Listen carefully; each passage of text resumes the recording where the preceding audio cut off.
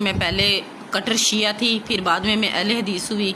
تو اس بھائی نے ویڈیو کمنٹ کیا کہ باجی آپ بتائیں کہ آپ اہل حدیث کیوں ہوئی. تو میں آپ کو بتاتی ہوں کہ میں اہل حدیث کیوں ہوئی. میں جب مجلس سننے جاتی تھی نا، وہاں پہ درود پڑھا جاتا تھا، نبی کریم صلی اللہ علیہ وسلم کا نام لیا جاتا تھا اور اہل بیت کا نام لیا جاتا تھا. نبی کریم صلی اللہ علیہ وسلم کا نام بھی جو ہے نا بہت کم لیا جاتا تھا، صرف اور صرف اہل بیت کا ذکر کیا جاتا تھا. اہل بیت کے نعرے لگ رہے ہیں، اہل بیت کا ہی سب کچھ ہو رہا ہے. اور اس کے بعد جو ہے نا میں سنتی تھی کہ ہمیں رزق جو ہے نا وہ حضرت علی دیتے ہیں. پھر مدد بھی ہم نے حضرت علی سے مانگنی، جائلی مدد ہم کہتے تھے.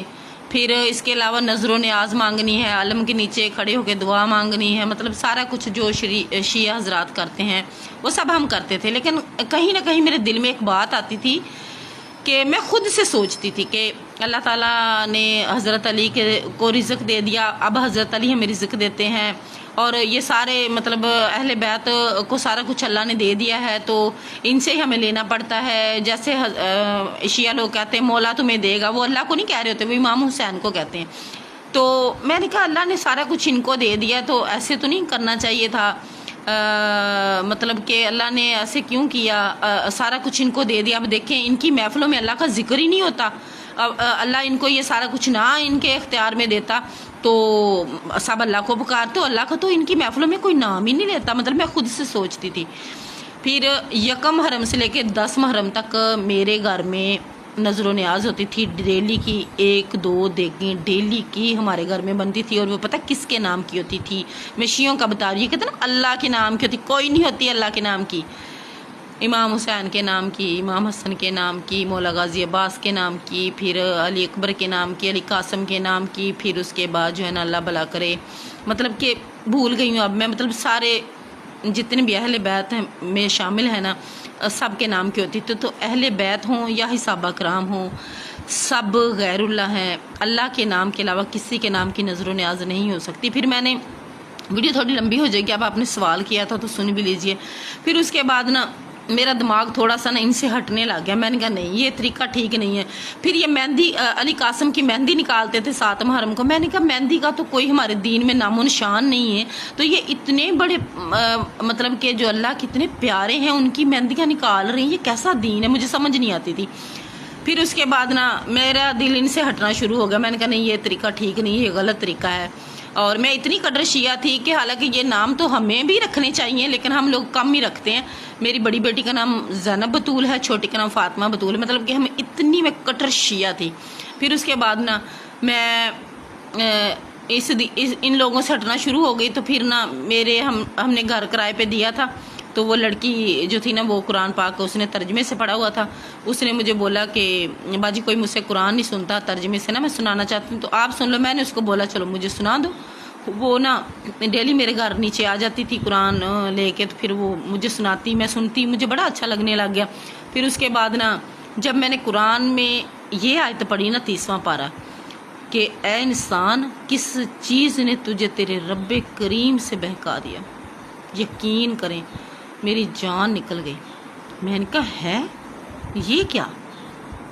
ہم مطلب کہ بھٹکے ہوئے ہیں، ہم نے اپنے رب کو چھوڑ دیا.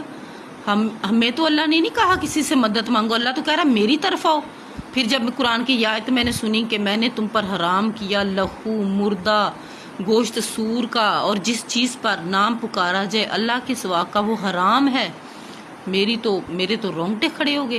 پھر جب اللہ نے کہا کہ کون ہے جو میرے سوا تمہاری مدد کرے گا، میں نے کہا اچھا پھر اللہ نے حضرت علی رضی اللہ تعالیٰ عنہ کو کیوں سارا کچھ دیا؟ ہم تو ان سے مانگتے رہے، اللہ یہاں کہہ رہا ہے کہ میرے سوا تمہاری کوئی مدد نہیں کر سکتا. پھر جب میں نے پورا قرآن ترجمے سے پڑھ لیا نا تو الحمدللہ میں نے دوبارہ سے کلمہ پڑھا اور شریعت محمدی میں داخل ہوئی. اور میں اپنے رب کا شکر ادا کرتی ہوں کہ کہیں میں اس عقیدے میں مر نہیں گئی. یہ تو پھر میرا جو ٹکانا ہونا تھا نا آپ کو پتہ ہی ہے، اس لیے میں اہل حدیث ہوئی تھی. ٹھیک ہے، اور الحمدللہ اہل حدیث ہی مروں گی، صرف اور صرف یا اللہ مدد. میں پہلے کٹر شیعہ تھی، پھر بعد میں اہل حدیث ہوئی. تو اس بھائی نے ویڈیو کمنٹ کیا کہ باجی آپ بتائیں کہ آپ اہل حدیث کیوں ہوئی. تو میں آپ کو بتاتی ہوں کہ میں اہل حدیث کیوں ہوئی. میں جب مجلس سننے جاتی تھی نا، وہاں پہ درود پڑھا جاتا تھا، نبی کریم صلی اللہ علیہ وسلم کا نام لیا جاتا تھا اور اہل بیت کا نام لیا جاتا تھا۔ نبی کریم صلی اللہ علیہ وسلم کا نام بھی جو ہے نا بہت کم لیا جاتا تھا، صرف اور صرف اہل بیت کا ذکر کیا جاتا تھا۔ اہل بیت کے نعرے لگ رہے ہیں، اہل بیت کا ہی سب کچھ ہو رہا ہے۔ اور اس کے بعد جو ہے نا میں سنتی تھی کہ ہمیں رزق جو ہے نا وہ حضرت علی دیتے ہیں، پھر مدد بھی ہم نے حضرت علی سے مانگنی، جاہلی مدد ہم کہتے تھے۔ پھر اس کے علاوہ نظر و نیاز مانگنی ہے، علم کے نیچے کھڑے ہو کے دعا مانگنی ہے، مطلب سارا کچھ جو شیعہ حضرات کرتے ہیں وہ سب ہم کرتے تھے۔ لیکن کہیں نہ کہیں میرے دل میں ایک بات آتی تھی کہ میں خود سے سوچتی تھی کہ اللہ تعالیٰ نے حضرت علی کو رزق دے دیا، اب حضرت علی ہمیں رزق دیتے ہیں، اور یہ سارے مطلب اہل بیت کو سارا کچھ اللہ نے دے دیا ہے، تو ان سے ہی ہمیں لینا پڑتا ہے۔ جیسے شیعہ لوگ کہتے ہیں مولا تمہیں دے گا، وہ اللہ کو نہیں کہہ رہے ہوتے، وہ امام حسین کو کہتے ہیں۔ تو میں نے کہا اللہ نے سارا کچھ ان کو دے دیا، تو ایسے تو نہیں کرنا چاہیے تھا، مطلب کہ اللہ نے ایسے کیوں کیا، سارا کچھ ان کو دے دیا۔ اب دیکھیں ان کی محفلوں میں اللہ کا ذکر ہی نہیں ہوتا، اللہ ان کو یہ سارا کچھ نہ ان کے اختیار میں دیتا تو سب اللہ کو پکارتے، تو اللہ کا تو ان کی محفلوں میں کوئی نام ہی نہیں لیتا۔ مطلب میں خود سے سوچتی تھی۔